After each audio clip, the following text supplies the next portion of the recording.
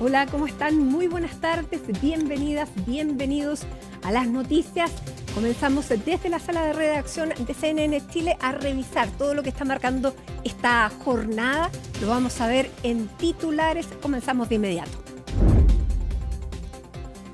Se agudiza la tensión entre Janet Jara y el ministro Carlos Montes, luego que el titular de Vivienda asegurara que una de las manos derechas del dueño de los terrenos de la toma de San Antonio estaría en el comando de la candidata. Jara respondió criticando nuevamente la reconstrucción de Valparaíso. A un ejemplo de que no tienen ningún equipo propio, atribuyó Evelyn Matei los dichos de Ruth Hurtado, quien afirmó que están dialogando con figuras de demócratas para sumarlas a la campaña de José Antonio Kast, incluso antes de segunda vuelta. El presidente Boric anticipó que el verano será adverso en materia de incendios forestales. Ante esto, destacó que para la próxima temporada se aumentarán los recursos, número de brigadistas y aeronaves y también unidades de análisis para perseguir a quienes provoquen siniestros. Este lunes por la noche comenzaron en Egipto las conversaciones indirectas entre negociadores israelíes y palestinos para concretar un acuerdo basado en el plan de alto al fuego de Donald Trump. Se espera que estas rondas de diálogos duren varios días. Y en el deporte, la selección chilena sub-20 se prepara para octavos de final. Tras avanzar por Fair Play, Chile entrena esta tarde con miras al partido de mañana frente a México en Valparaíso.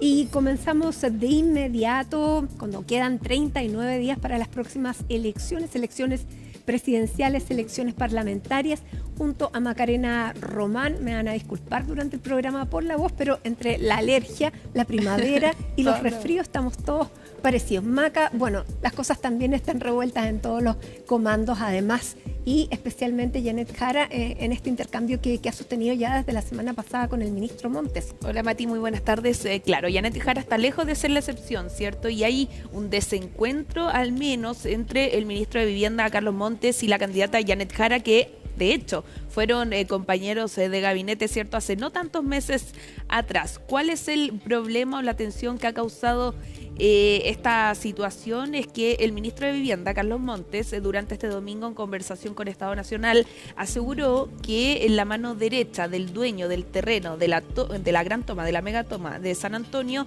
estaba trabajando en el comando de Janet Jara. Estas declaraciones vienen en el marco, claro, y vienen en el marco también de la situación, por supuesto, preocupante que tiene la atención en esta megatoma en San Antonio, que de hecho la Corte Suprema ya decretó, ¿cierto?, que hay que desalojar a más de 3.000 familias que están ubicadas en esta parte de esta comuna, pero además también en un marco un poco más grande que tiene relación con la tensión que ya había provocado las palabras de la candidata Janet Jara en contra de la gestión del ministro de Vivienda. En conversación, de hecho, con nuestro canal la semana pasada, la ex ministra del Trabajo aseguró que era vergonzosa la reconstrucción que se había llevado a cabo en la región de Valparaíso, en específico en Viña del Mar, Quilpué, Villa Alemana, después de los incendios, ¿cierto?, que se concretaron durante el año pasado en febrero y que terminaron con la vida de 37 personas, pero además también destruyendo más de 4.000 viviendas, algunas parcialmente y otras por completo. Respecto a eso, entonces, es que el ministro Carlos Montes, hablando de esa situación, ¿cierto?, también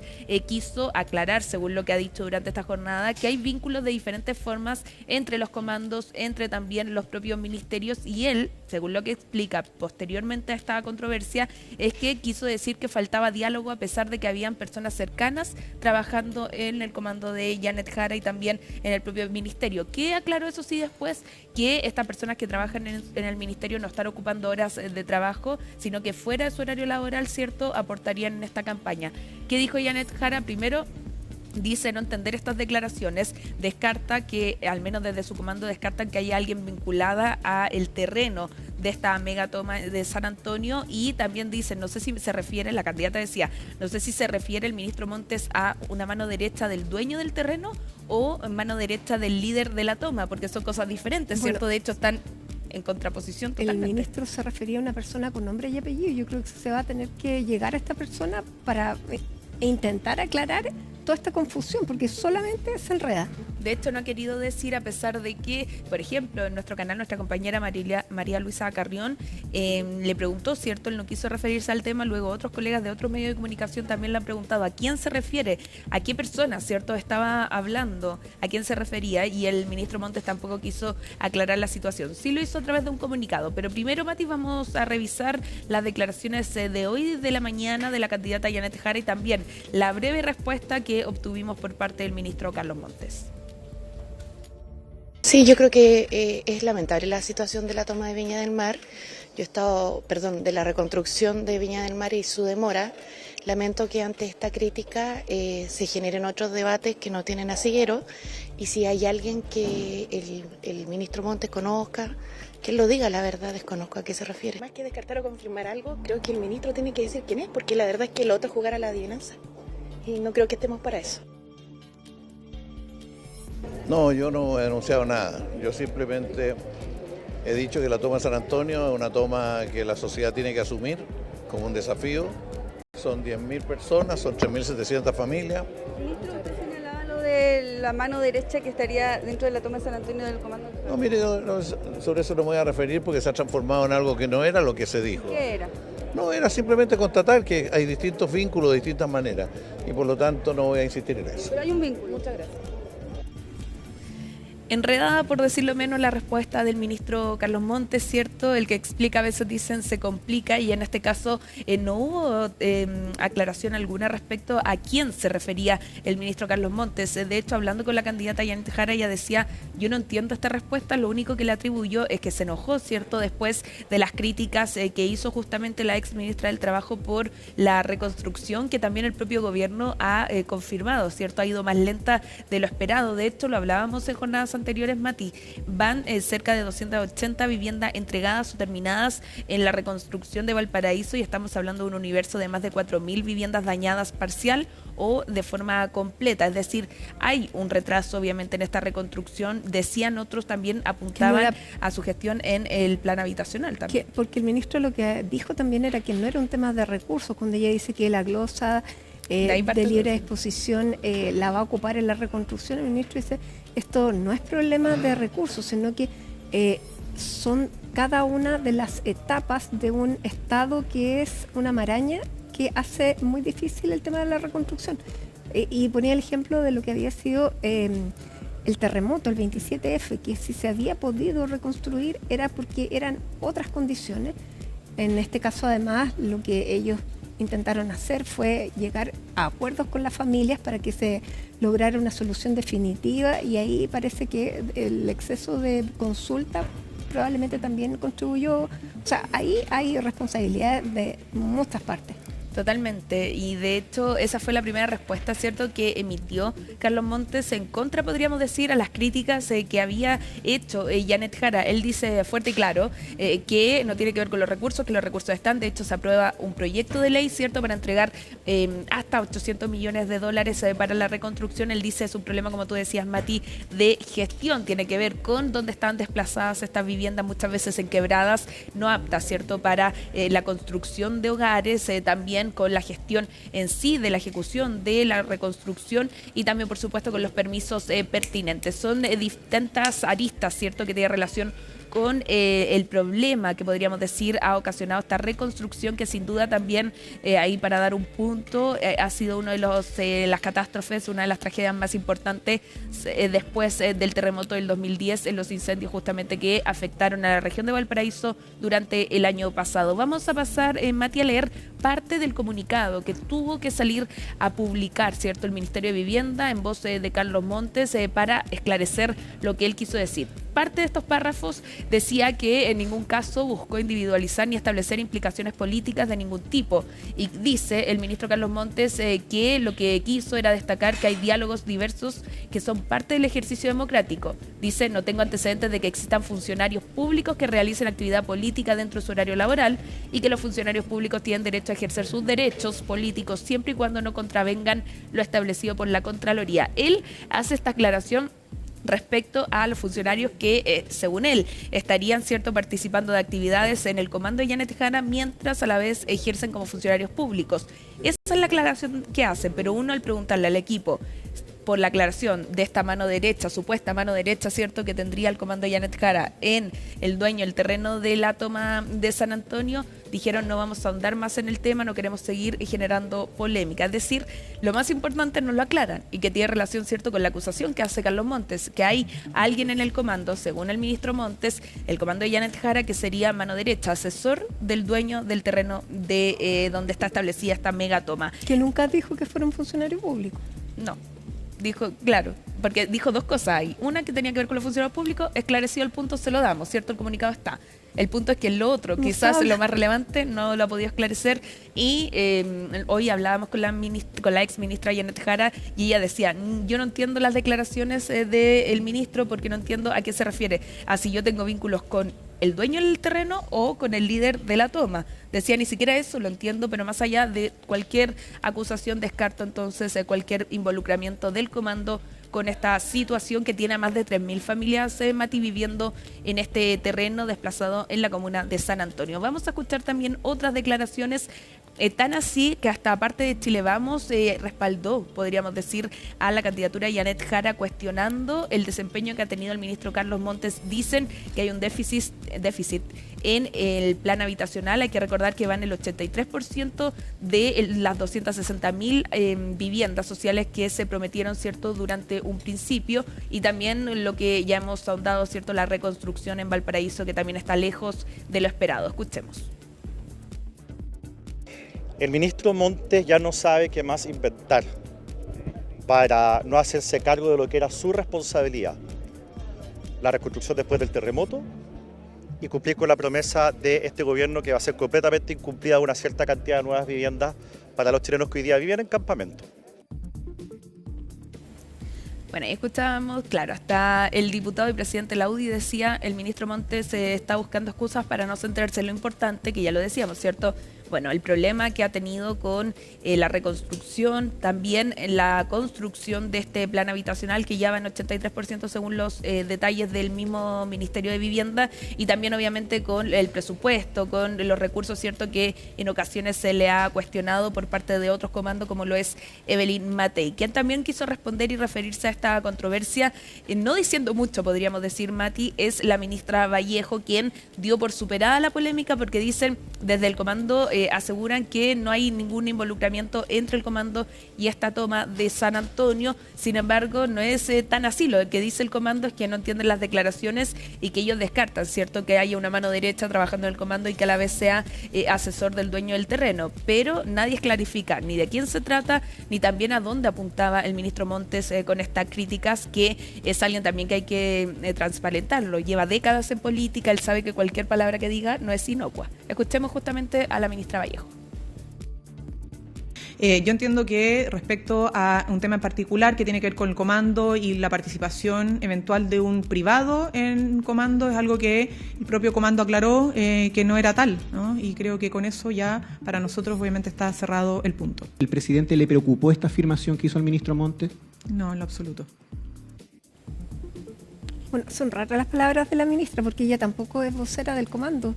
Ella es vocera del gobierno, por lo tanto tendría que aclarar lo que dijo el ministro Montes. Ahora, el ministro Montes sabe, claro, que hay un déficit en la reconstrucción por todas las razones que se han puesto sobre la mesa, que es un tema donde claramente hay una falta, una deuda del Estado por muchas razones, pero la gente lo que ve es que las casas no están. Y estamos en campaña y sin duda que para cualquier candidato, y lo veíamos también en Guillermo Ramírez, apuntar a una debilidad como esa es muy rentable políticamente. Claro, y es un hecho. Lo que dicen es que nadie que vaya a pretender representar al país o obviamente también a la región de Valparaíso va a sacar créditos positivos respecto a lo que está pasando, ¿cierto?, en Quilpué, en Villa Alemana y en Viña del Mar, porque las cifras son las cifras y en el fondo la reconstrucción está entonces en 284 viviendas entregadas o finalizadas, si bien también se está entregando algunos bonos o algunas remuneraciones, ¿cierto?, porque hay personas que partieron particularmente en su reconstrucción y con eso también se está ayudando, pero todavía no da abasto a las más de 4.000 familias que se vieron afectadas. Claro, y aquí hay experiencias políticas, porque cuando desde la candidata dice quiero las platas de los recursos de libre disposición para reconstruir, el ministro Montes ve que hay una crítica directa a él y dice esto no es recursos, sino que hay muchas razones y no estoy en la cabeza, pero me imagino que es porque me viene a criticar por algo que, claro, electoralmente es muy sustancioso, pero no tiene, o sea, no conversa con lo que ha pasado, ni tampoco es leal dentro del gobierno. Claro. Pero eso bueno, le apunta a la falta de diálogo. Claro, y por eso esto es política. Claramente, ¿cierto?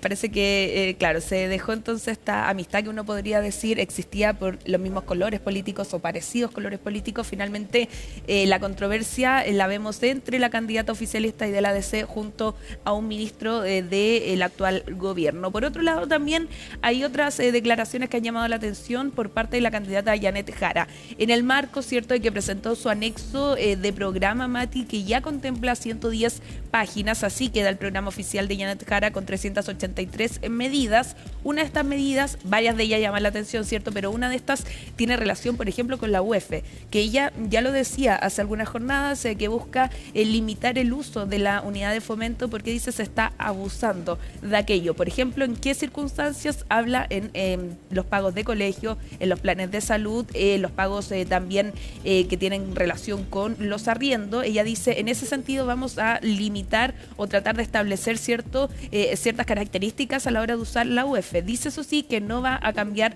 esa materia en el aspecto hipotecario en cuanto tiene que ver con tasas, ¿cierto?, que con relación a la compra de una vivienda y que tampoco se moverían los actuales contratos ya establecidos bajo la UEF, sino que sería de ahí hacia adelante, su mandato hacia adelante. Eso es uno de los puntos que llama la atención. Otra de las cosas que ha dicho llamativo tiene que ver con el Banco Central. La candidata Janet Jara lo hablaba durante la semana pasada también en TVN, y decía, ¿cierto?, que le llamaba la atención que el Banco Central haya opinado respecto al mercado laboral y que no era una facultad del Banco Central y que por ende solo decía, me llama la atención. Le preguntan hoy en una conversación con EMOL y una fundación de mujeres, ¿cierto?, ¿por qué le llamaba la atención? ¿Para bien o para mal? Y ella dice, no le pongo una categoría ni de bien ni de mal, solo me llama la atención que lo hagan 6 semanas antes de la elección presidencial. Cuestión que llama la atención, por supuesto, el Banco Central es uno de los organismos, si es que no es el más reconocido, ¿cierto?, a nivel nacional, y ponerlo en duda, por supuesto, afecta también la credibilidad. Escuchemos justamente parte de sus declaraciones. A mí me encantaría que el Banco Central pudiera hacerlo. Creo que nosotros tenemos desafíos en el mundo del trabajo que tienen que ver precisamente con los procesos de automatización que se están viviendo en distintos empleos, y si el Banco Central pudiera cumplir este rol, creo que sería muy favorable. Ahora, a mí esa intención me parece positiva, pero evidentemente es algo que conversaré si asumo como presidenta con también el Banco Central, que es una institución autónoma y hay que respetar esa autonomía que tiene. Bueno, y escuchábamos entonces las declaraciones de la candidata Janet Jara, quien ha tenido que responder tanto a esta controversia con el ministro Montes, también parte de lo que establece su anexo programático, que ya decíamos es publicado durante la noche de este domingo, a 6 semanas de que se lleven adelante las elecciones presidenciales, la primera vuelta presidencial del 16 de noviembre, que por supuesto estaremos cubriendo como CNN Chile. Bien, muchísimas gracias, Macarena, y nosotros vamos a seguir hablando de política porque han causado diversas polémicas y cuestionamientos los dichos del presidente del Partido Republicano. Ayer, en una entrevista en Canal 13, Arturo Esquella dijo que fundamentalmente para combatir la delincuencia y las organizaciones criminales se dice que estudiar las organizaciones y a través de un estado de excepción acotado en el tiempo, detenerlos y capturarlos y blindar a las policías. Bueno, todo esta figura del estado de sitio para combatir la delincuencia es una polémica que escaló, llegó a La Moneda, y Colomba Aijos nos va a contar los detalles de estas declaraciones del presidente de Republicanos. ¿Cómo estás, Colomba? Muy buenas tardes, Mati. Así es, polémica en general las declaraciones, como tú decías, del líder, del presidente del Partido Republicano, Arturo Esquella, quien ayer, como ya lo mencionabas en conversación con Mesa Central, estaba conversando con el periodista Iván Valenzuela sobre las medidas de seguridad que se quieren implementar en un eventual gobierno de José Antonio Kast. Comenzaba hablando de que no solamente hay un desafío presupuestario, haciendo alusión al recorte presupuestario de 6.000 millones de dólares en 18 meses, sino un desafío incluso más grande, que es devolverle la seguridad al país, decía el presidente del Partido Republicano, lo que quieren concretar en un plazo de 4 años en un eventual gobierno de José Antonio Kast, poner a Chile como el país más seguro de Latinoamérica. Hacía entonces mención en esta entrevista, y también bajar los niveles de inseguridad, esto a través de la medición de la percepción de inseguridad, percepción de temor en los primeros 2 años, decía Arturo Esquella en esta entrevista, donde también generaron polémica sus declaraciones, porque haciendo alusión al crimen organizado y principalmente al modelo que se trata de imitar desde El Salvador a nuestro país en un eventual gobierno de José Antonio Kast, Arturo Esquella mencionaba y hacía alusión a poder decretar un estado de emergencia, un estado de excepción. Hay 4, de hecho, estados de excepción que se pueden decretar en nuestro país, y hacía alusión a un estado de excepción que eventualmente en algunas zonas, las más complicadas, puede ser justamente el estado de sitio, que finalmente también, Mati, es bastante importante hacer la diferencia sobre los diferentes estados de excepción que hay en nuestro país. Por ejemplo, el estado de sitio, que dice el presidente del Partido Republicano que se podría decretar en las zonas más complicadas de nuestro país, se dice que tiene que ser decretado en una guerra interna o grave conmoción nacional, y que finalmente permite hacer el Estado un estado de sitio, bueno, arrestos, también los traslados y restricción de reuniones. Eso decía entonces el presidente del Partido Republicano, es lo que se quiere implementar, o al menos decretar, obviamente esto con la aprobación del Congreso, que se tiene que pronunciar en los próximos 5 días cuando un presidente decreta estado de sitio. Bueno, decía entonces el presidente del Partido Republicano, se quiere lograr para justamente, como tú decías, de poder detener a quienes pertenecen a bandas del crimen organizado, esto obviamente habiendo captado, investigado y también estudiado a las bandas del crimen organizado y a quienes las conforman, al igual que se hizo, ¿no es cierto?, en el país de El Salvador, un modelo de seguridad que ya hemos conocido en diferentes temáticas. En el programa de José Antonio Kast hay materias que se repiten, que se intentan imitar, si es que es el candidato presidencial José Antonio Kast quien finalmente llega a La Moneda. Ahora, hubo reacciones por estas declaraciones del presidente del Partido Republicano. De hecho, la candidata del oficialismo y la democracia cristiana, Janet Jara, emplazó directamente al Partido Republicano para que se pronuncie también sobre otras medidas que quizás quieran imitar de El Salvador. Así que vamos a pasar a revisar las declaraciones de la candidata Janet Jara para posteriormente también saber qué le contestó el candidato presidencial José Antonio Kast. Yo creo que es importante explicarle a la ciudadanía que el estado de sitio en nuestra legislación está contemplado en los casos de grave conmoción, incluida una invasión o una guerra. Entonces, la verdad es que para combatir el crimen, creo que se dice más algo como populista que algo realista. La verdad es que aquí hay que fortalecer las policías, generar mayor inteligencia policial, contratar más gente, pero si Republicano está pensando en tomar medidas que suspendan derechos constitucionales de las personas, eso es lo que hace un estado de excepción, que les permite hacer toque de queda, que les permite arrestar ciudadanos por 15 días, ese es el detalle de lo que significa estado de excepción, la verdad, o estado de sitio, la verdad es que lo encuentro, no tiene nada que ver con la realidad. Yo sé que lo hacen porque copian a Bukele, y mi pregunta entonces es si van a hacer lo mismo que Bukele, que cambió la Constitución para quedarse en el poder. Claro, un duro emplazamiento, ¿no es cierto?, para que el candidato presidencial se pronuncie respecto a qué otros modelos intenta imitar del país que conduce, ¿no es cierto?, Nayib Bukele, decía entonces la candidata presidencial Janet Jara. Ahora, también en las características que entregaba, efectivamente está la posibilidad de arrestar a personas en un estado de sitio cuando es decretado por el presidente, y tiene que haber un pronunciamiento obviamente del Congreso en los 5 días posteriores, como explicaba. Ahora, si no hay un pronunciamiento del Congreso, se entiende entonces que hay un estado de sitio rigiendo en nuestro país, decretado por el presidente de la República. En este caso, eventualmente, si es que José Antonio Kast llega a La Moneda, decía Arturo Esquella, esto no se descartaría justamente para poder combatir el crimen organizado y también el terrorismo. Decía incluso que un estado de excepción, de hecho el estado que rige en la macrozona sur, es justamente para eso, para poder combatir el crimen organizado y particularmente en ese caso, decía Arturo Esquella, poder combatir el terrorismo en aquella zona. Ahora, también el candidato presidencial José Antonio Kast, además de responder este emplazamiento que hizo la candidata Janet Jara, también aprovechó de emplazarla revisarla por otro tema, en materia internacional y respecto a la postura que ha tomado la candidata presidencial Janet Jara sobre Cuba, en donde en reiteradas ocasiones, incluso también la semana pasada en Televisión Nacional, decía la candidata del oficialismo y la democracia cristiana que Cuba es una democracia diferente, pero el candidato José Antonio Kast, no contento con sus declaraciones, la emplazó una vez más para que se pronuncie sobre este país y lo llame finalmente dictadura. Así que también vamos a pasar a revisar las declaraciones y obviamente la respuesta que le entregó ante este emplazamiento al candidato presidencial José Antonio Kast. Janet Jara le debe una explicación o una aclaración a todo Chile. ¿Cuba es o no es democracia? Ella dice, es una democracia distinta. Eso es inaceptable. Y no lo digo irónicamente, es una realidad que ella es militante del Partido Comunista y que tienen acciones antidemocráticas. La Constitución establece distintas aplicaciones de estados de emergencia. Si eso requiere, como dijo muy bien Arturo Esquella, un estado de sitio excepcional, puntual, para un lugar determinado, ni siquiera para toda la ciudad, lo vamos a hacer.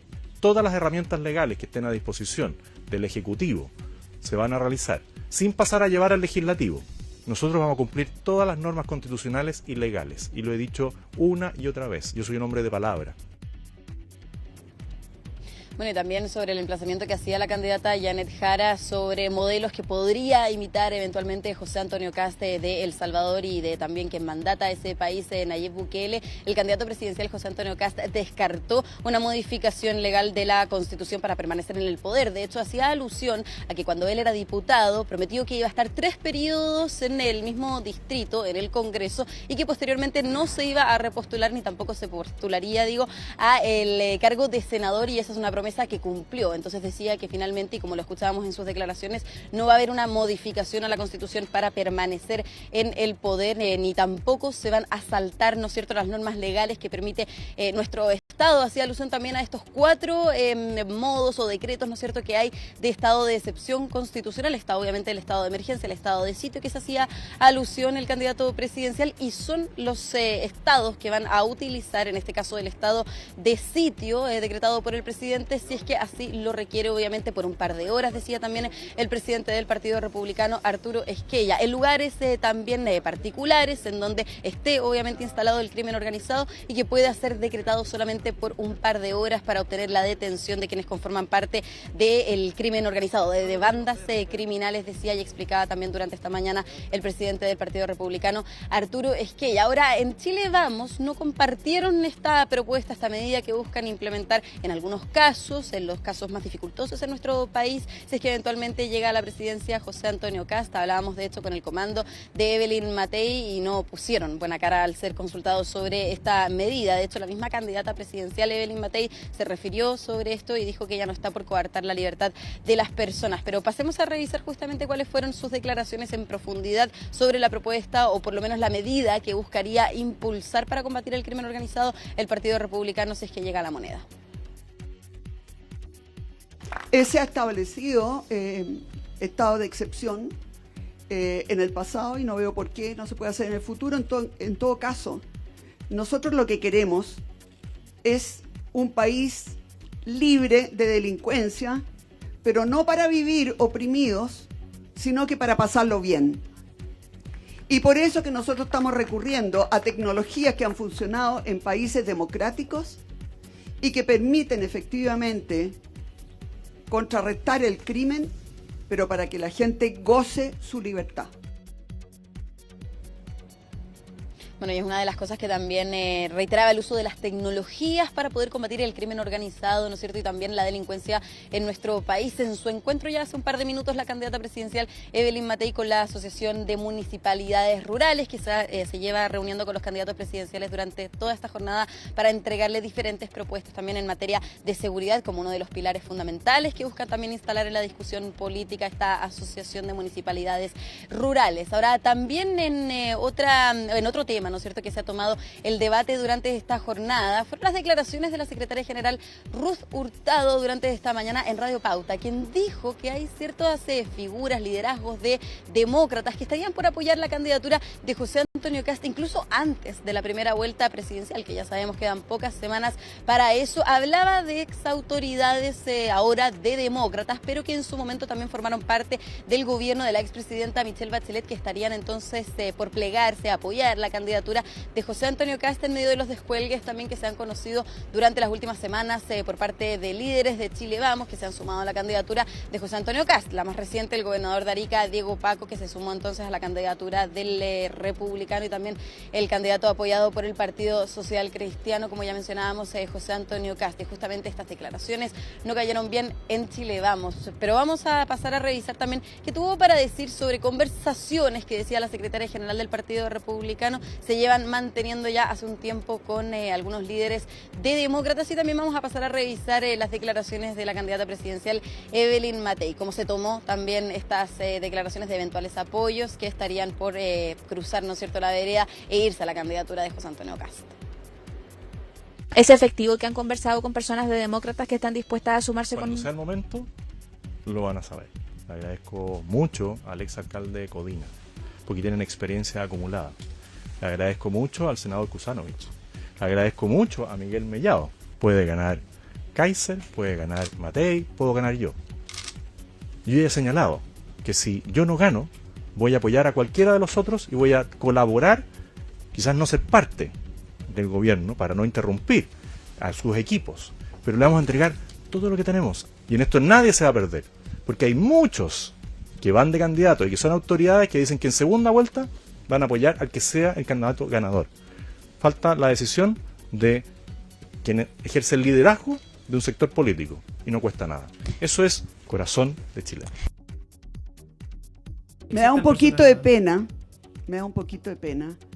que tengan que estar recurriendo a personas de Chile Vamos, de demócrata, de amarillo, porque la verdad es que eso demuestra que no tienen ningún equipo. No tienen ningún equipo propio.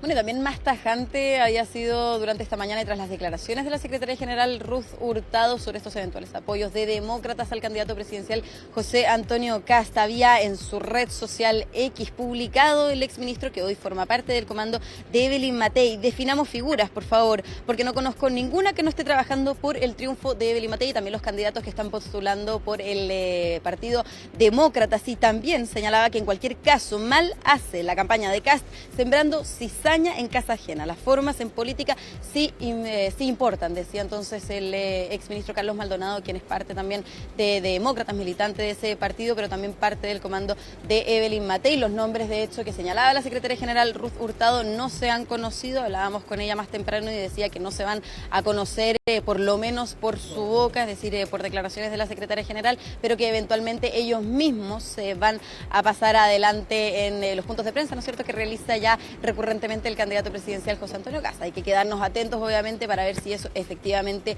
ocurre, o bien Demócrata se va a alinear como partido y con todos sus liderazgos detrás de la candidatura de Evelyn Matei. Bien, quedamos, Colomba, a la espera entonces de conocer esos nombres eventuales y también ver cuáles van a ser el resto de las declaraciones, porque todo esto que decía Arturo Esquella el día de ayer era para señalar que una de las metas que se ha propuesto el candidato José Antonio Kast es que Chile termine siendo el país más seguro de América Latina.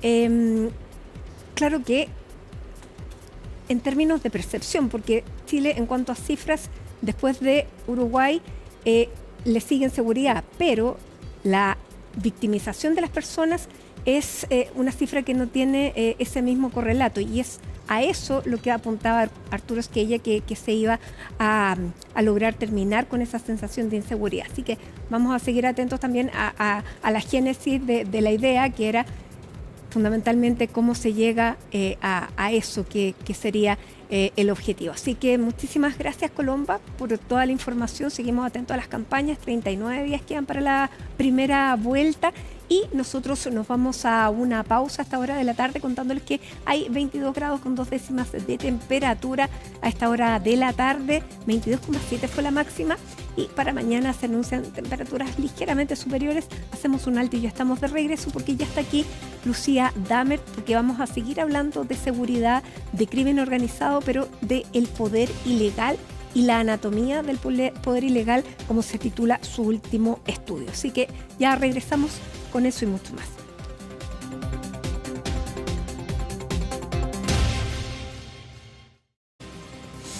Bueno, lo veíamos, América Latina es un territorio donde cada vez la violencia toma un papel más preponderante, no es una novedad, no está solamente asociado al crimen organizado ni al narcotráfico, sino que a algo que Lucía Dammert ha llamado el poder ilegal. Bueno, ella escribió un libro sobre la anatomía del poder ilegal, que es una radiografía bien implacable de lo que es la estratificación de este poder ilegal, dónde está, cómo se genera, qué se hace frente a este poder ilegal. Bueno, se lo vamos a preguntar porque ya está aquí con nosotros sentada en la mesa de nuestra sala de redacción. Lucía, bienvenida, gracias por estar con nosotros, socióloga, experta en crimen organizado, ex jefa del segundo piso, y ahora esa sonrisa dice que estás muy alejada de los ámbitos del poder. Muchas gracias por la invitación, me encanta volver a CNN después de mucho rato, Mati, contigo. Sí, bueno, y mostremos el libro, Lucía, sí, porque tengo el libro. Estamos hablando de crimen organizado, de delincuencia, de inseguridad, y esto lo resume un poco todo, pero va a la raíz del problema que tratamos de enfrentar de tantas maneras y que de alguna forma también es un elemento de campaña que ha estado presente ya en los últimos comicios y sobre todo en este.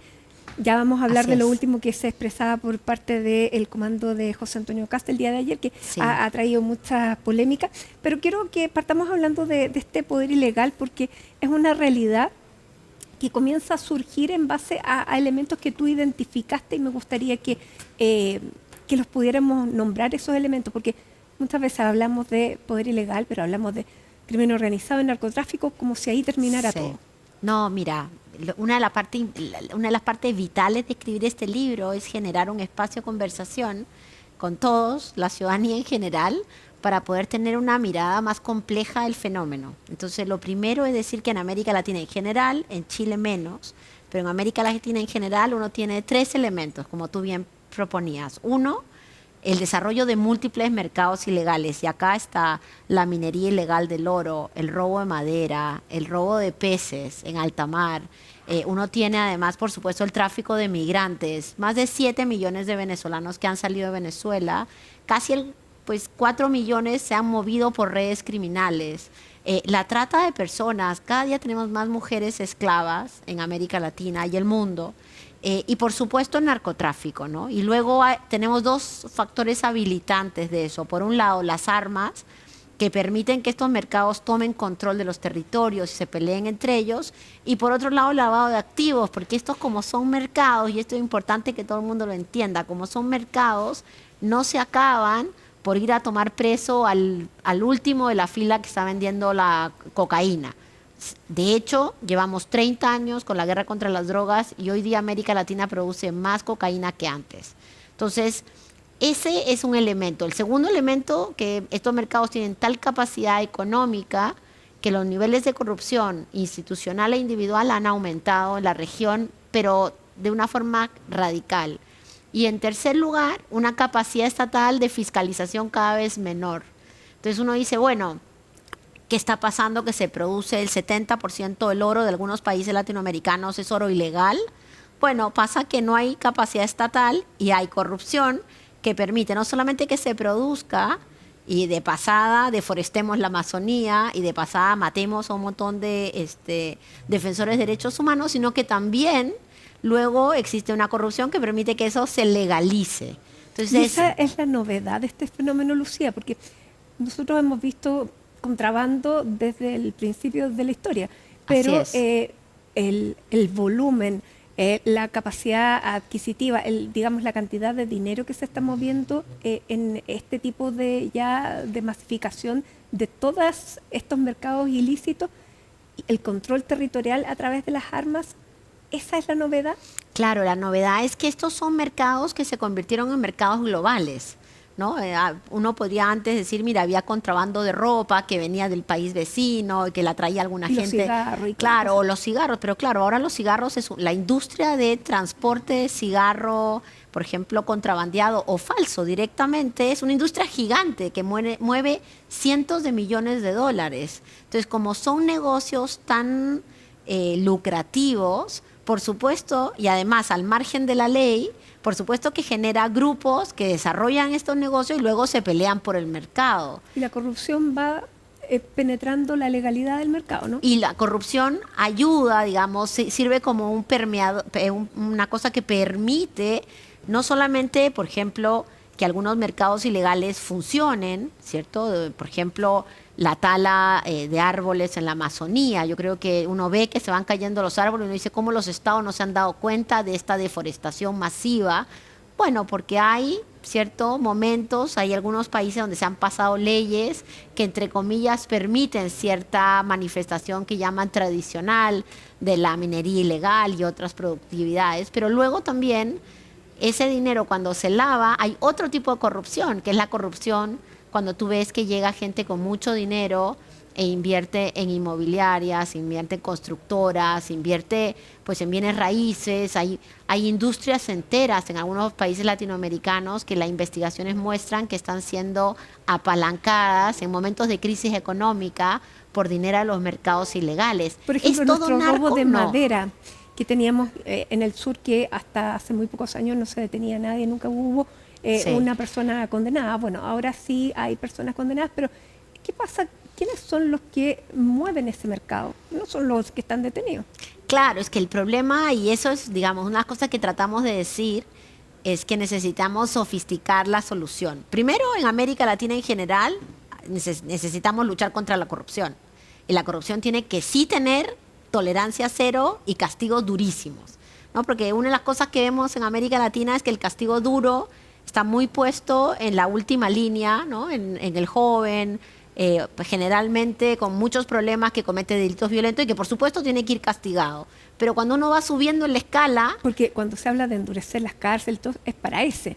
Generalmente se piensa en ese, porque además, si tú te pones a pensar, acá estamos hablando de cientos de millones de dólares en América Latina de ganancia en los mercados ilegales, y las cárceles están repletas de una población que es analfabeta, pobre, consumidora de alcohol y drogas, víctima de violencia. Entonces estamos errando, ¿cierto? Y además masificando una visión que esto se puede resolver haciendo eso.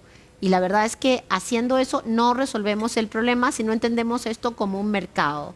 Entonces, entenderlo como un mercado y además, Mati, como tú bien planteas, reconocer que el fenómeno de las drogas es un fenómeno muy sustantivo, pero no es el único, nos puede permitir empezar a jugar con mucho más solidez en términos de lo que hacen las policías, la fiscalía, y bueno, avanzar también en algún tipo de cooperación internacional. Uh-huh. ¿Y cómo están organizados estos grupos delictuales? Porque uno piensa, y siempre, o sea, las series nos tienen deformado un poco en la manera de pensar, pero uno piensa en narcos. Pero esto no tiene que ver con eso. ¿Cómo son estas organizaciones? ¿Dónde están? ¿Qué tipo de tamaño tienen? Sí. Mira, en América Latina tienes 4 o 5 organizaciones gigantes tipo las series, ¿no? Que probablemente es el Cartel del Golfo en Colombia, probablemente el PSC en Brasil, es cierto, el Cártel de Sinaloa y tal vez Jalisco Nueva Generación en México. Y luego tienes cientos, si no miles, de pequeños grupos. Cuando digo pequeño me refiero a 10, 15, hasta 20 personas, ¿cierto? Que participan de alguna organización, pero la novedad es que esas organizaciones hoy día son flexibles. O sea, se juntan para cosas concretas. No necesariamente son estas pandillas con un jefe que los persigue para siempre. 2, multi-root. O sea, hoy día pueden estar moviendo mujeres, mañana pueden estar vendiendo droga, luego pueden encontrar tal vez algún camino con el tema de las armas. 3, también son organizaciones que tienen un acceso a las armas muy fuerte. O sea, casi todas estas organizaciones tienen acceso a violencia. ¿no? Y por eso es que nosotros Pero somos la región más violenta del mundo, porque pues tienen casi todos armas, pero en muchos casos, cuando el mercado está equilibrado, no hay violencia. Entonces, generalmente cuando uno ve pics de homicidios, es porque algo está pasando, que han llegado nuevos jugadores a ese mercado. Entonces, una de las consideraciones que tenemos que tener en el caso chileno, por ejemplo, y es una cosa que yo extraño del debate actual, si estamos hablando que tenemos un problema de drogas, quiero saber cuántas posiciones más vamos a tener para el tratamiento del consumo problemático, porque las drogas se venden en un país donde mucha gente consume y donde las capacidades estatales, por supuesto las privadas existen, pero son carísimas, las capacidades estatales para hacernos cargo de estos jóvenes consumidores son cero o cercanas a nulas. Entonces, eso también requiere ser incluido en la conversación. El libro habla del poder ilegal. Sí. El poder ¿a dónde llega este poder? ¿De qué nivel estamos hablando en la estructura de la sociedad? Porque escuchábamos hace un tiempo atrás a Alejandro Aravena que decía que en Valparaíso había problemas de construcción, de la reconstrucción del incendio, pero que los que no tenían ningún problema eran los que se habían aceptado a los narcotraficantes, que le habían resuelto el problema, y se alzó la voz como si nadie hubiera escuchado nunca hablar de eso. Sí. ¿Hasta dónde llega? No, el poder ilegal en América Latina llega hasta los más altos niveles de la política, ¿no? Uno tiene en América Latina expresidentes presos por lavado de activos, expresidentes presos por corrupción, y de ahí hacia abajo, y permea de arriba abajo y de abajo arriba, ¿no? Entonces, ¿qué es lo que sucede? Que además yo creo que es lo más complejo que uno encuentra en la investigación, que para la ciudadanía, cuando el poder ilegal también son sus propios representantes, porque hay muchos alcaldes que han caído por corrupción. Se legitima. Entonces, todo el resto. Hay una cierta legitimidad de acá, el que puede corre, digamos, la mitad de la maratón y se pone la última línea, una cierta legitimidad en la cultura de la ilegalidad, ¿no? Entonces, evidentemente el problema del poder ilegal que yo planteo vinculado a los mercados ilegales, y por supuesto al narcotráfico y todo, es que usa la violencia para solucionar conflictos, que a la hora que tienes un adversario político que no quiere recibir la coima, lo matas, que a la hora que aparece alguien en un colegio que rivaliza en tu camino de movimiento de droga o de personas, cierras el colegio, amenazas a los profesores, y esto se ve con mucha claridad, y a mí me parece que una de las cosas más complejas es el crecimiento de la extorsión. En América Latina, la extorsión no es una cosa solamente de cobrarle a unos negocios. Hay millones de ciudadanos latinoamericanos que pagan por entrar a su casa, por salir de su casa, por ir al colegio, por manejar su Uber. ¿Cuál, en esa escala de países, sí, en qué nivel está Chile? No, pues Chile está, escuchaba hace un ratito, Chile es un país que tiene 3 consideraciones. Uno, está dentro del mercado mundial de cosas, digamos, ilegales. No es una isla alejada, nunca va a poder serlo. Sin embargo, está muy lejos de los centros realmente de atracción como Estados Unidos y Europa. Entonces, no somos una parte fundamental de la cadena de movimiento, pero sí somos un lugar de consumo de muchas cosas ilegales. Pero nuestras costas miran Asia, y Asia es un mercado tremendamente con un poder adquisitivo enorme. Así es, y el mercado de Asia mueve hacia, más bien de Asia viene hacia América Latina muchas cosas, y hubo un momento que el puerto de San Antonio, hace como 4 o 5 años, aparecía como el tercer puerto de origen de la cocaína hacia Europa, ¿no? Y se logró impactar sobre la calidad de la concentración del trabajo en el puerto. Yo creo que se lograron hacer cosas. Lo segundo que pasó en Chile es que aumentó el homicidio. Ya han aparecido, justamente porque hay muchos más mercados ilegales. Hoy ya tenemos robo de salmón, tenemos, como tú decías, los cigarrillos, robo de cobre. Nada de eso son 2 o 3 personas que deciden robar cobre. Esto requiere de gente que hizo una empresa para exportar el cobre, requiere de empresas que mueven el cobre. O sea, tienes una estructura empresarial, si quieres, ¿no? Ilegal en una parte y otra parte legal. Entonces, evidentemente eso nos tiene que preocupar. Ahora, al lado de los niveles de corrupción y de falta de presencia del Estado, y por supuesto de violencia que ves en otros países de la región, yo creo que Chile todavía se mantiene en la parte muy baja. ¿no? De todas maneras en términos de victimización y en términos de homicidio. Lo que pasa es que nosotros venimos de ser los que estábamos siempre muy bajos. Entonces la sensación de la población es una sensación de mucha preocupación, y por eso es que lo que buscamos en el libro es tener una conversación un poquito más seria, más tranquila, para poder hacer respuestas y evitar caer en lo que están los otros países.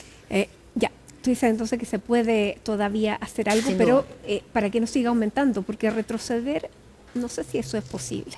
Y en muchos casos retroceder es muy difícil porque los mercados han ganado territorios y han ganado también una ciudadanía que ha decidido, por motivos diversos, vincularse con las compras de lo ilegal, ya sea por problemas de adicciones o por un montón de cosas. Entonces, pero uno puede regular, por ejemplo, la migración ilegal.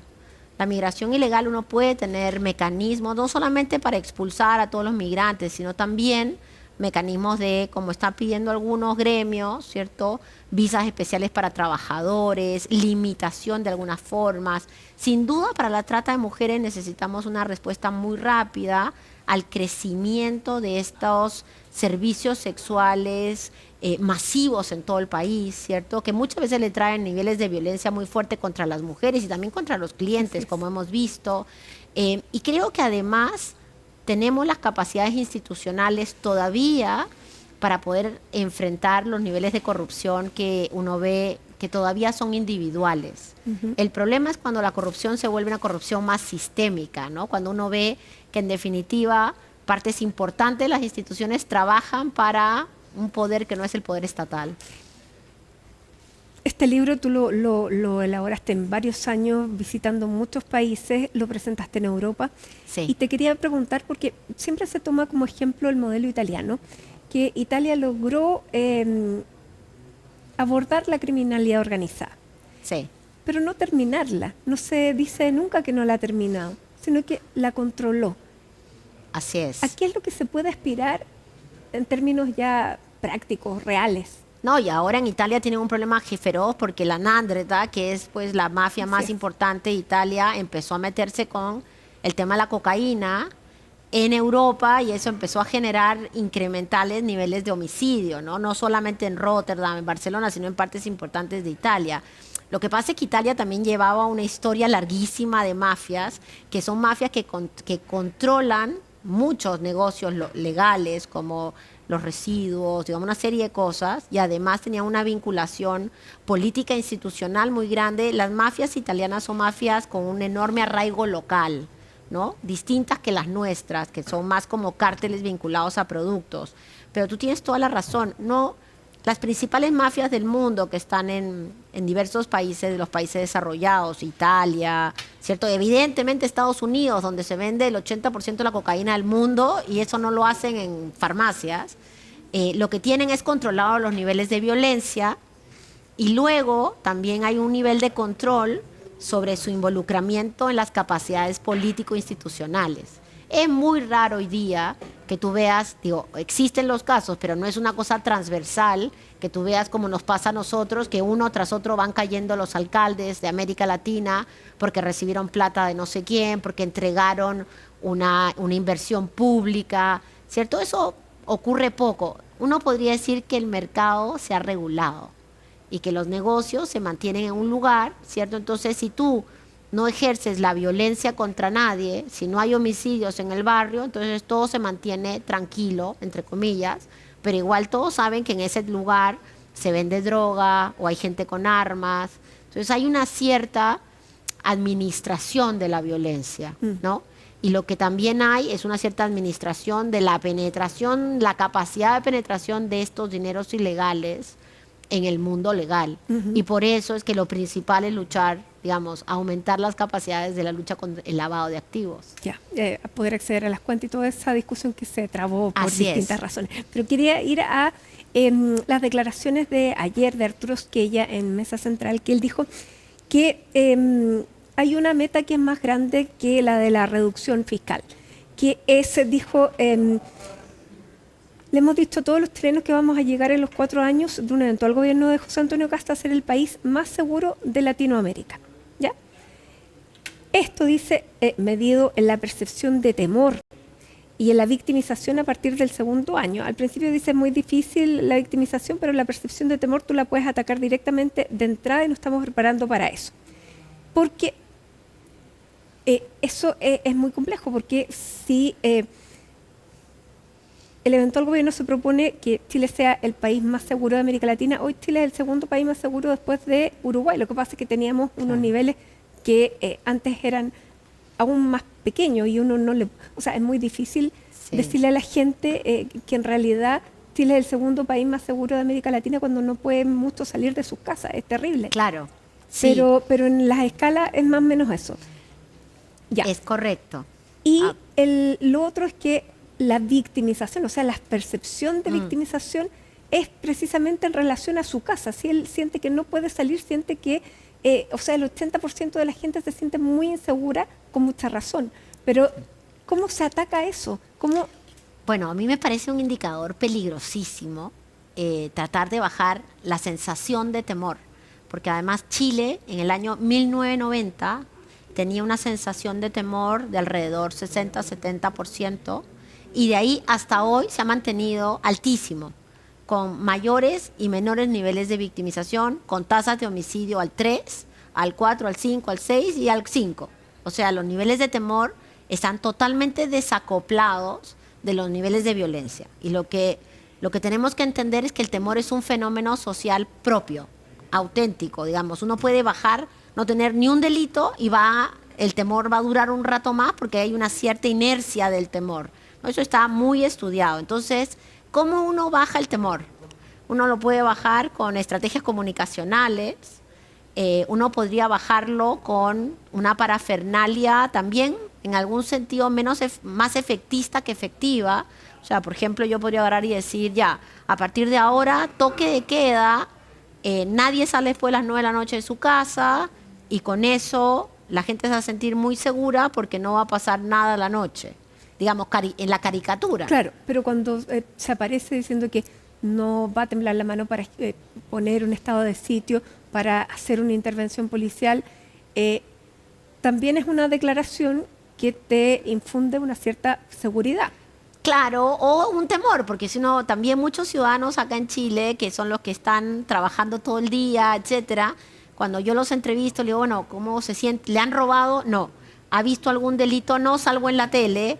Pero lo que veo es que todo el mundo dice que hay una crisis de seguridad profunda y que las cosas están mucho peor, ¿cierto? Lo cual en realidad es contraintuitivo porque los datos no muestran, por lo menos los de victimización, no muestran ese empeoramiento. Lo que sí tenemos son delitos mucho más graves, tenemos niveles de resolución de casos que no son los que deberíamos de tener, no tenemos la cantidad de policías que deberíamos, o sea, tenemos una serie de problemas, han crecido los campamentos, en los campamentos no hay ni ley ni orden, digo, los problemas son enormes. No sé qué problemas de esos se solucionan con un estado de sitio.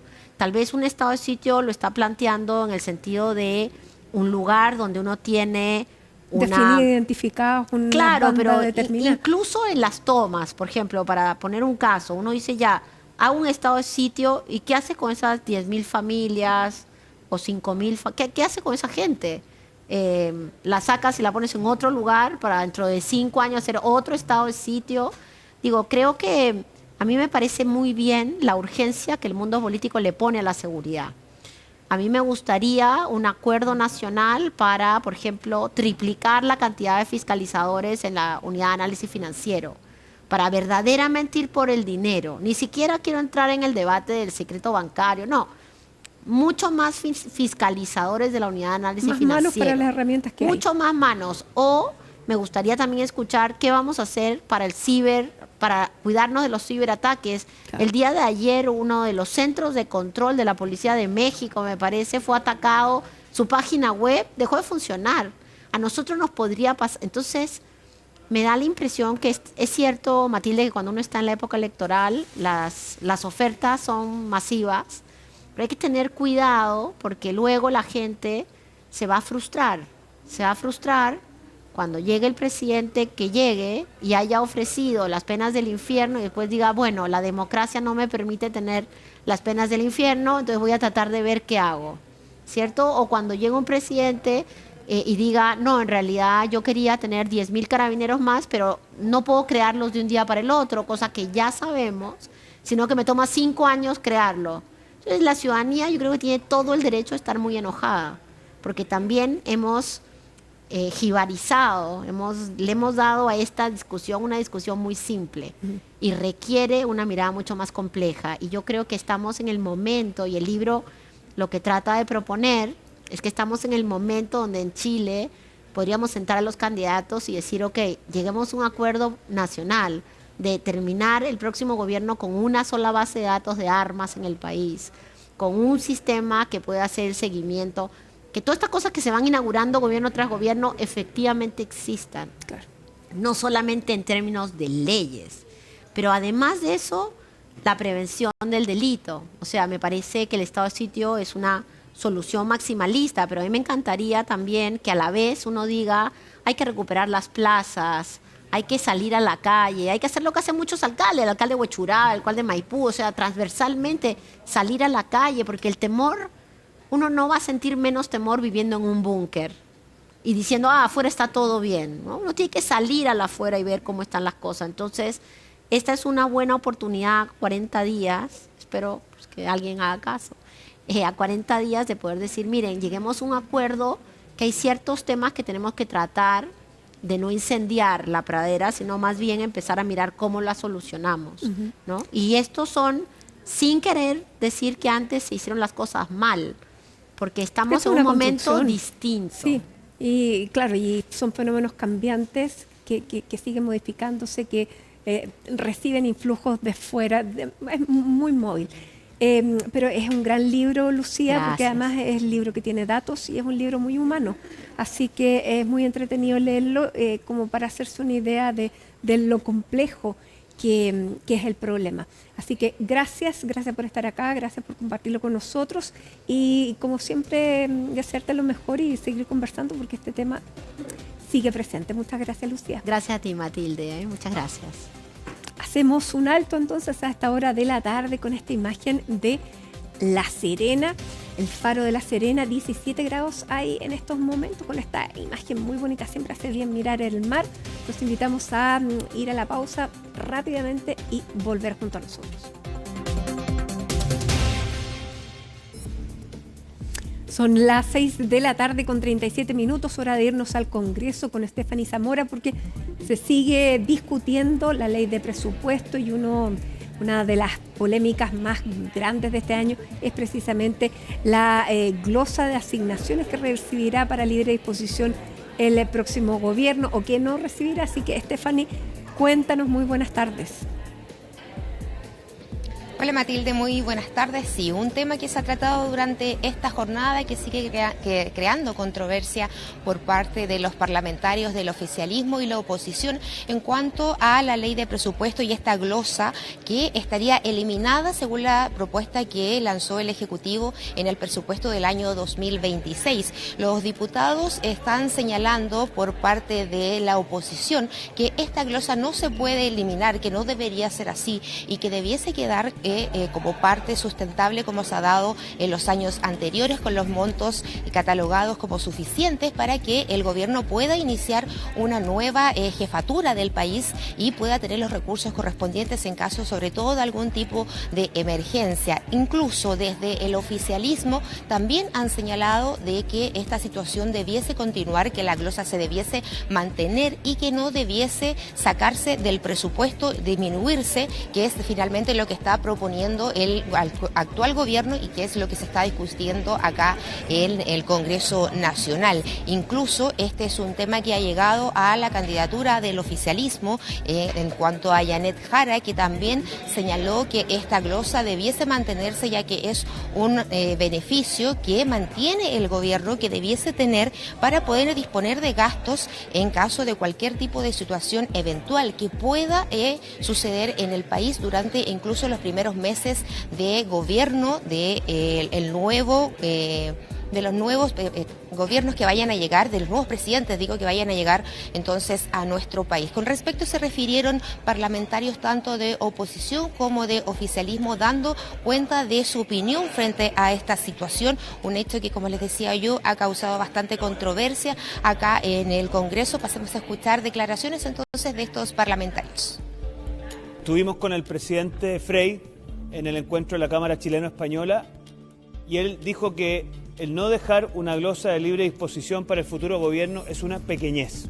Porque cualquier persona que tiene vocación democrática se da cuenta que no dejar espacio a la libre administración al gobierno que sigue es eso.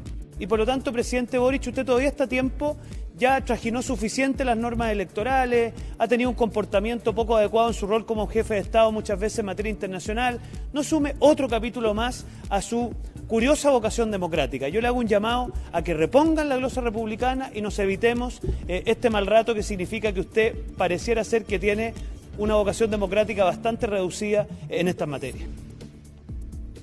Yo creo que hay que reponer la glosa de libre disposición, pero aquí hay que llegar a un acuerdo político y ocupar esa glosa para seguridad y para la construcción de las casas de los afectados del incendio de Viña del Mar.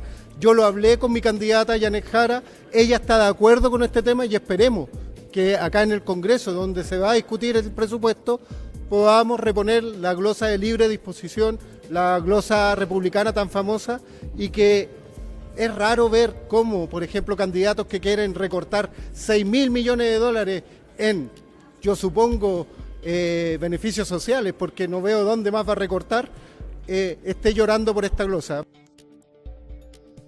Yo, frente a quienes han sido críticos o intentaron levantar una propuesta para eliminar las dietas de los expresidentes, he sido muy crítico. Creo que hay que cuidar nuestras instituciones, en este caso la institución de la Presidencia de la República.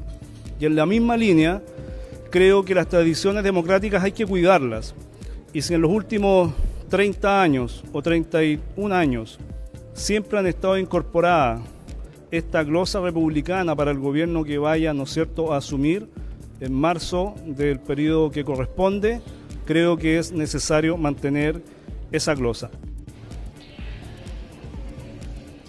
Claro, es así que incluso el ministro Grau también señalaba que esta nueva propuesta de eliminar la glosa presupuestaria del año 2026 es una forma de tener más libertad frente al presupuesto que se va a tener durante el próximo año y los que siguen del próximo mandatario del gobierno que llegue entonces a la presidencia el próximo año. A través de ese tema del presupuesto del año 2026, también hay otro punto que ha causado controversia acá en el Congreso y es el tema de la dieta a los expresidentes. Se ha dado también una controversia, una discusión en cuanto a esta situación, específicamente por el actual presidente Gabriel Boric, que en su cargo dejará este lugar en marzo del próximo año y que entonces, debido a su corta edad, está siendo cuestionado de que él reciba este beneficio en cuanto a la cantidad de dinero que va a recibir, a los beneficios extra, aparte del tema del dinero personal, todos los beneficios en cuanto a movilización, a secretarias y a todo lo que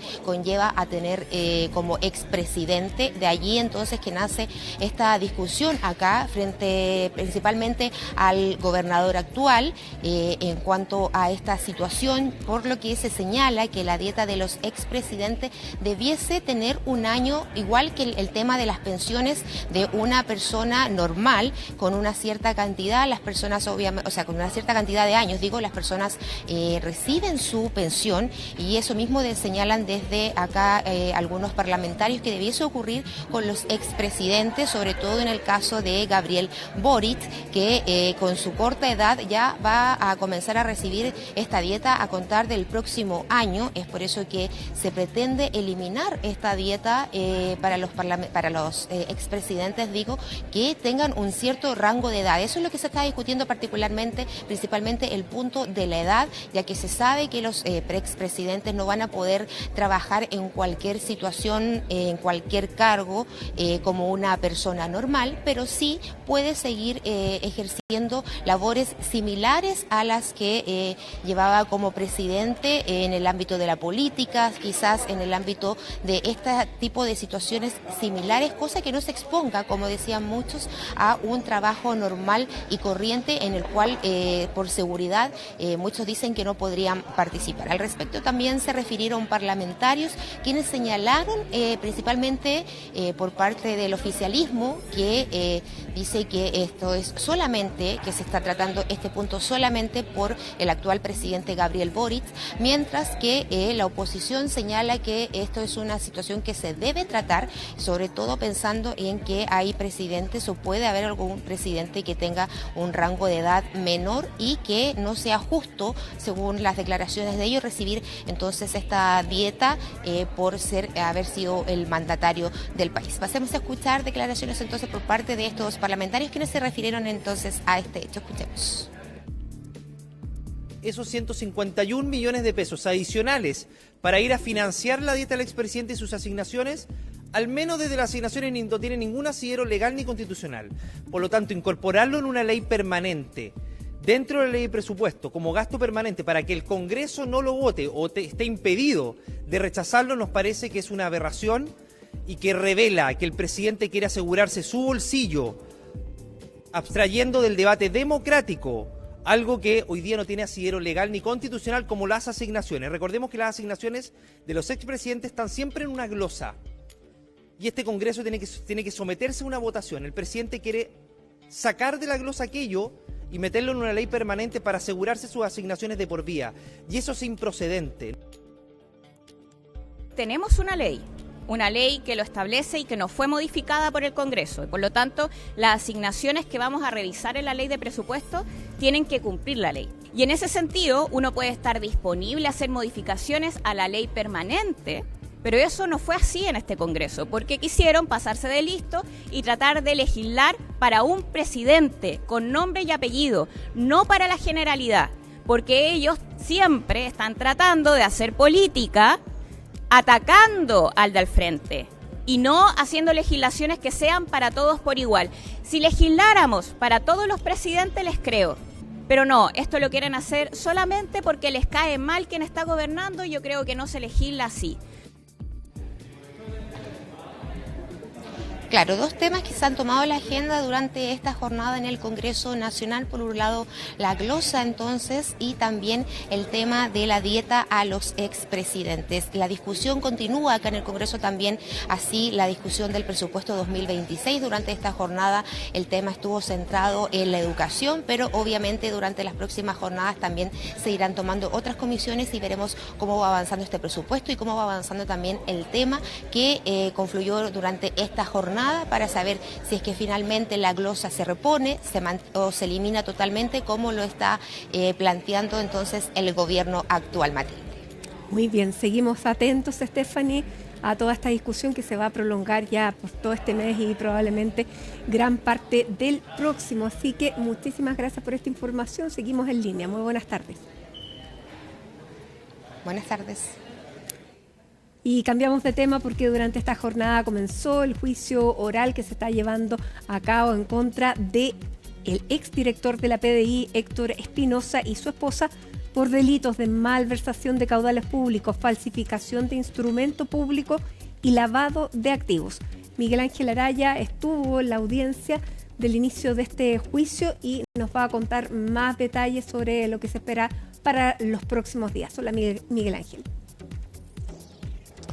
Hola, ¿cómo estás? Muy buenas tardes, un gusto en saludarte a ti y a quienes nos ven a esta hora. Tú lo mencionabas, una audiencia bastante importante la que tuvo lugar durante esta jornada ahí en el Centro de Justicia de Santiago, más específicamente en el Cuarto Tribunal de Juicio Oral en lo Penal de Santiago, donde se realizó la apertura de este juicio, la primera audiencia de este juicio oral en contra de Héctor Espinosa, exdirector general de la Policía de Investigaciones, investigado penalmente por el Ministerio Público desde el año 2020, cuando la Unidad de Análisis Financiero a raíz de un aviso que da Banco de Chile, se da cuenta de diversos movimientos en sus cuentas bancarias que eran irregulares, una suma bastante importante de depósitos realizados en efectivos a las cuentas de Héctor Espinosa, y además también luego se logró descifrar y descubrir que habían depósitos también en la cuenta de su esposa, quien también está siendo acusada en el marco de este juicio, María Magdalena Neira.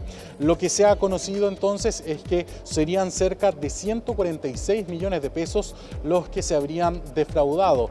Acá en particular el delito, son 3 delitos los que se le acusan a Héctor Espinosa: malversación de caudales públicos, falsificación de documentos de uso público y también lavado de activos, mientras que a su esposa solamente se le está imputando y acusando este delito de lavado de activos, por lo cual le piden 5 años, a diferencia de su marido, que se le está solicitando una pena de 20 años de cárcel. Durante esta jornada se esperaban que se realizaran los alegatos de apertura, sin embargo, por una incidencia presentada por la defensa de Héctor Espinosa, esto se retrasó un poco más de lo esperado y por lo tanto no se alcanzó a realizar los alegatos, simplemente a hacer la apertura del juicio con la lectura bastante resumida de los hechos que se le están acusando al exdirector general de la Policía de Investigaciones. Pasemos a escuchar palabras, declaraciones que entregó precisamente Héctor Espinosa, rompiendo el silencio y también asegurando su inocencia en los hechos que le acusa el Ministerio Público.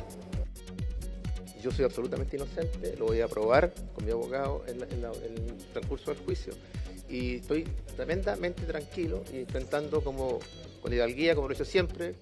Yo lo he enfrentado con mucha tranquilidad, la tranquilidad que me da el no haber cometido ningún delito.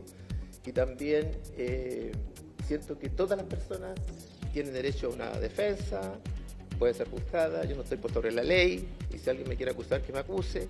Me han acusado, mire, si usted revisa la página del Poder Judicial, yo tengo miles de querellas que me hicieron durante mi periodo, y en todas he salido bien parado. Bueno, ¿en qué se basaba esta incidencia que fue presentada por la defensa de Héctor Espinosa? Básicamente, y a modo muy de resumen, lo que decía su defensa es que los delitos que se le están acusando ya habrían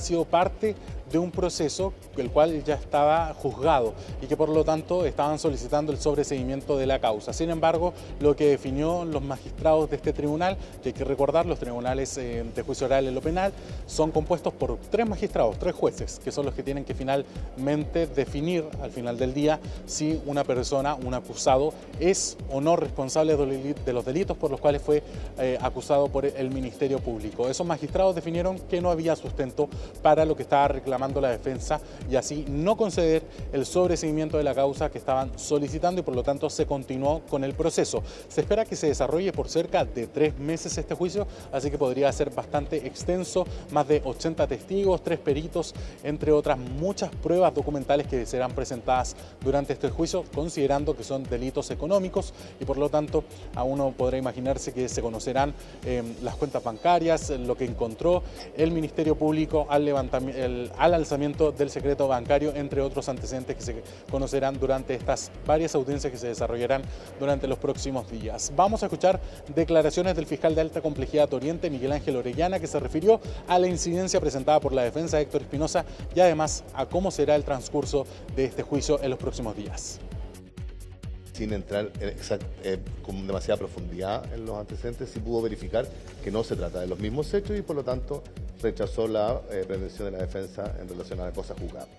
La cosa juzgada tiene aparejada como consecuencia el sobreseimiento definitivo. Eso era lo importante y esta discusión fue rechazada. Mañana vamos a estar en condiciones de iniciar con los alegatos de apertura y eventualmente, si el tiempo alcanza, entendemos que van a desarrollarse las declaraciones de los acusados. Don Héctor Espinosa está en todo su derecho de considerarse inocente, pero la Fiscalía tiene antecedentes, tiene pruebas suficientes. Mañana van a escuchar nuestros alegatos de apertura.